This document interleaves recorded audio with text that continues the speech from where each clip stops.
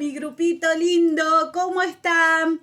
La seño quiere hoy darles un desafío, como antes de vacaciones que hacíamos esos desafíos que me iban enviando de a poquito sus producciones. Bueno, ahora se va a tratar de que la seño arriba de la mesa tiene 2 frascos, pero puede ser que ustedes en sus cuadernos tengan que dibujar más de 2 frascos, porque van a tener que acomodar un montón de imágenes que la seño les va a mandar la foto ahora. ¿Qué hay, por ejemplo, en las imágenes?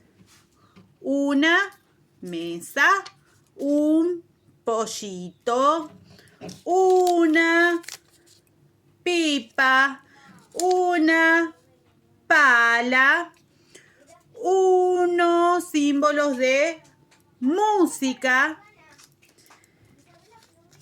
un pulpo, un mono, un mate y bueno, y así un montón de imágenes que la seño les ha armado.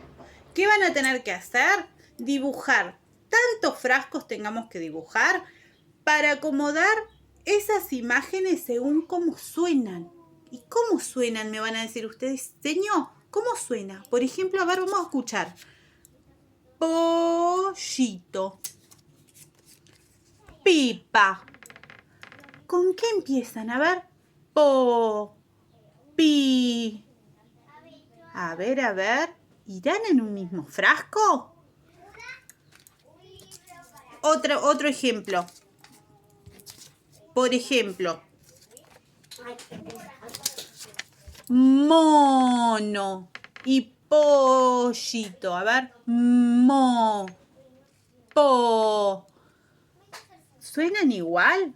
Me parece que estos van en frasquitos diferentes. Bueno, así vamos a ir haciendo las tareas, el desafío de hoy, ¿sí? Chau, chau, chau, chau.